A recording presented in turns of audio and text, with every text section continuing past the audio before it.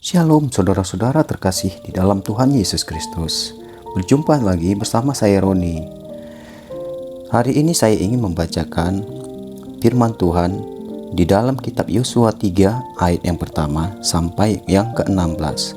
Sebelum saya membahas tentang menyeberangi sungai Yordan, saya ingin membacakan sedikit tentang kebenaran firman Tuhan yang hari ini tentang menyeberangi sungai Yordan. Demikianlah firman Tuhan. Yosua bangun pagi-pagi, lalu ia dan semua orang Israel berangkat dari Sitim, dan sampailah mereka ke sungai Yordan. Maka bermalamlah mereka di sana sebelum menyeberang. Setelah lewat 3 hari, para pengatur pasukan menjalani seluruh perkemahan dan memberi perintah kepada bangsa itu. Katanya, segera sesudah kamu melihat tabut perjanjian Tuhan Allahmu yang diangkat para imam, yang memang suku Lewi, maka kamu harus juga berangkat dari tempatmu dan mengikutinya. Hanya antara kamu dan tabut itu harus ada jarak kira-kira 2000 hasta panjangnya. Janganlah mendekatinya.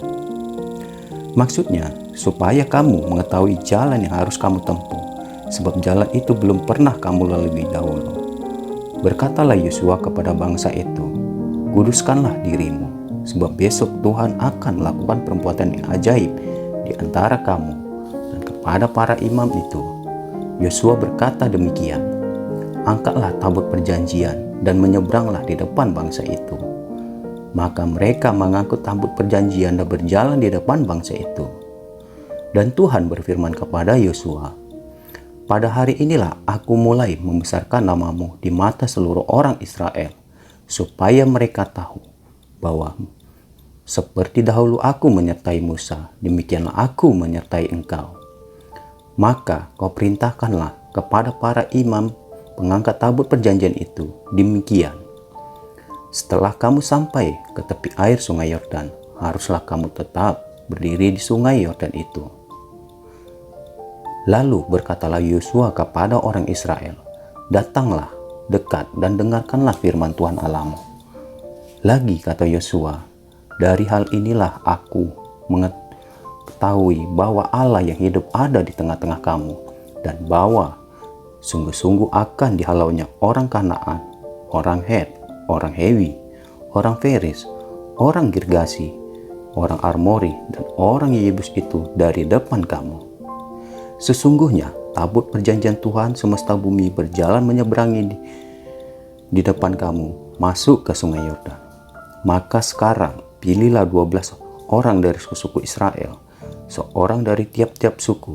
Segera sesudah kaki para imam mengangkat tabut Tuhan semesta bumi berhenti di dalam air sungai Yordan, maka air sungai Yordan itu akan terputus yang turun dari hulu dan berhenti mengalir menjadi bendungan.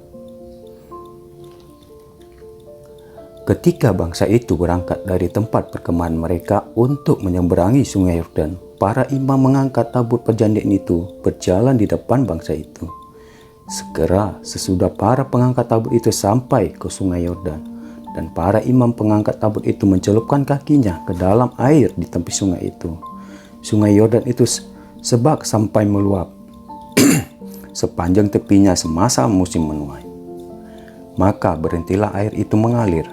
Air yang turun dari hulu melonjak menjadi bendungan jauh sekali di dekat Adam, kota yang terletak di sebelah Sartan.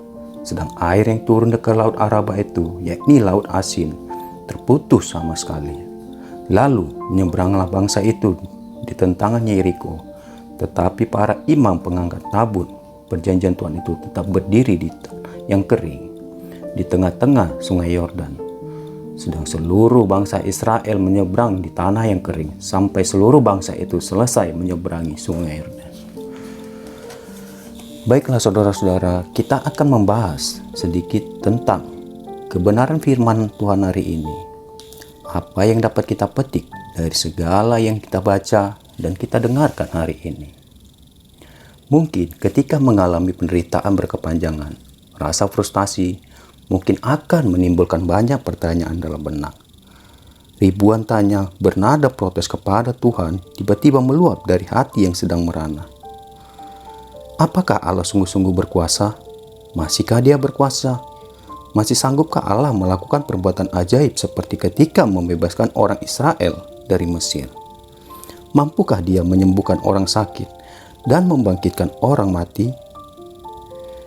Masihkah Tuhan mengasihiku seperti yang dijamin dalam Alkitab? Ini sering terjadi di dalam diri kita. Kita selalu bertanya-tanya tentang kuasa Allah yang masih kita ragukan. Tanpa menunggu waktu lama, Yosua segera memimpin Israel untuk memasuki kota Yeriko. Sungai Yordan terbentang di depan mereka. Pada saat itu airnya sedang meluap. Tantangan ini mungkin akan mengingatkan mereka pada pengalaman menyeberang Laut Tebrau. Suatu momen ketika Musa memimpin mereka keluar dari Mesir. Untuk menghadapi ini, Yosua mengatur agar para imam berjalan di depan membawa tabut perjanjian.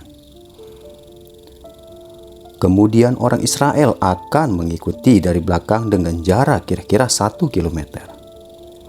Benar saja, pengalaman sama terulang kembali kepada generasi baru ini. Air dari sungai Yordan terputus ketika para imam telah menginjakkan kakinya dalam air sungai, dan hasilnya orang Israel berhasil menyeberangi sungai lewat tanah kering. Pengalaman ini meneguhkan kembali iman Yosua dan orang Israel. Allah yang mereka sembah tetap sama dan berkuasanya. Pengalaman Yosua ini mungkin bisa menjadi jawaban atas berbagai pertanyaan di atas. Alkitab menceritakan bahwa Allah selalu konsisten sejak dahulu, sekarang sampai selama-lamanya. Dialah tetaplah Allah penguasa sekaligus pengasih. Dia masih Allah yang sanggup untuk membebaskan umatnya. Akhirnya, bagian kita adalah menghormati kekudusan Tuhan, menjaga kekudusan diri, dan mempercayai Tuhan, dan mengambil langkah iman. Ya Tuhan, ampunilah kami Tuhan yang selama ini meragukan segala kasih-Mu. Biarlah kami tetap selalu setia untuk mendengarkan segala kebenaran firman-Mu dan mengimaninya di dalam hidup kami. Mungkin pergantian kepemimpinan adalah tindakan mudah karena banyak orang yang akan mempertanyakan masalah kemampuan, kesungguhan, kesetiaan, kecerdasan sang pemimpin. Dalam konteks kepemimpinan Yosua, orang Israel akan mempertanyakan, apakah Tuhan berkenan kepada pemimpin mereka yang baru? Apakah Tuhan akan menyertai mereka melalui Yosua? Pertanyaan yang sama tentu dipikirkan dan dirasa juga oleh Yosua pada saat itu. Sekalipun demikian, Tuhan tahu apa yang dipikirkan dan dirasakan Yosua. Untuk menguatkan Yosua, Tuhan berfirman, pada hari inilah aku mulai membesarkan namamu di mata seluruh orang Israel, supaya mereka tahu bahwa seperti dahulu aku menyertai Musa, demikianlah aku menyertai engkau. Maka kuperingatkan kepada para imam pengangkut tabut perjanjian itu demikian. Setelah kamu sampai ke tepi sungai Yordan, haruslah kamu tetap berdiri di sungai Yordan itu. Tuhan berjanji untuk menyertai Yosua sebagaimana Dia telah berjanji menyertai Musa. Hal ini terwujud dalam kisah selanjutnya. Segera sesudah para pengangkut tabut itu sampai ke sungai Yordan, dan para imam mengangkat tabut itu mencelupkan kakinya ke dalam air di tepi sungai itu. Sungai Yordan itu sebab atau penuh dengan air sampai meluap sepanjang tepinya selama musim menuai. Maka berhentilah air itu mengalir. Air yang turun dari hulu melonjak menjadi bendungan jauh sekali di dekat Adam, kota yang terletak di sebelah Sartan. Sedang air yang turun ke Laut Araba, ini Laut Asin, terputus sama sekali. Lalu menyeberanglah bangsa itu di tantangan Yeriko. Tetapi para imam pengangkat tabut perjanjian Tuhan itu tetap berdiri di tanah yang kering di tengah-tengah sungai Yordan. Sedang seluruh bangsa Israel menyeberang di tanah yang kering sampai ke seluruh bangsa itu selesai menyeberangi sungai Yordan. Saat orang Israel dan para imam menaati perkataan Tuhan Allah, terwujudlah apa yang dikatakan Yosua. Kenyataan tersebut mengajarkan dua hal penting kepada kita. Yang pertama, kita harus meyakini bahwa Tuhan tidak pernah mengingkari janjinya. Firman-Nya pasti terwujud. Dan yang kedua, kita tidak bisa melihat perwujudan firman Tuhan bila kita tidak belajar untuk hidup dalam ketaatan kepada perintah-Nya serta berjalan dan bertindak berdasarkan iman.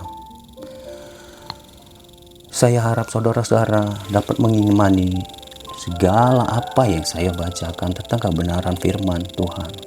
Mungkin secara sederhana saya menyampaikannya kepada saudara-saudara, tapi saya yakin dan percaya Tuhan bekerja di dalam hati saudara-saudara. Marilah kita bersatu dalam doa, dan kita akan akhiri segala pembacaan firman hari ini. Terima kasih Allah Bapakku, terima kasih Yesusku, buat segala kebaikan-Mu Tuhan. Engkau masih memberikan kesehatan, napas kehidupan pada pagi hari ini di dalam hidup kami ya Bapa. Mungkin itu benar adanya Tuhan di dalam pemikiran kami tentang keraguan kami akan kuasa-Mu, akan berkenan-Mu di dalam hidup kami ya Tuhan. Biarlah Tuhan selalu yang menuntun langkah kami, memberikan kami suatu kesetiaan untuk tetap selalu mendengarkan segala kebenaran firman-Mu secara ketekunan kami. Bapa, jamahlah hati kami, maafkan kami Tuhan atas segala pemikiran-pemikiran itu. Tuhan, jamah juga hati buat para pendengar, biar mereka tetap selalu setia di dalam mendengarkan kebenaran firman-Mu. Apapun usaha, pekerjaan mereka lakukan, Tuhan yang selalu jamah hati mereka, Tuhan yang selalu sertai mereka, dimanapun mereka berada, baik di dalam keluarga mereka, kerabat pekerjaan mereka, dan segala orang-orang yang di sekitar mereka. Tuhan yang selalu lindungi dan jagai dan memberikan mereka kesabaran. Terima kasih Bapa buat hari ini, buat keselamatan, kesehatan yang Kau berikan dalam hidup kami. Biarlah tak henti-hentinya kami untuk selalu mendengarkan kebenaran firman-Mu dan menaati segala peraturan-Mu. Apapun pekerjaan yang kami lakukan hari ini, kami serahkan sepenuhnya ke dalam tangan-Mu. Tuhan jagai kami, Tuhan lindungi kami. Biarlah perkenanan-Mu menjadi kekuatan dalam hidup kami. Engkau yang selalu memberikan kami semangat. Terima kasih Allah Bapa kami yang di sorga. Haleluya. Kami akhiri segala pembacaan firman hari ini hanya di dalam nama Tuhan Yesus Tuhan kami. Haleluya. Amin.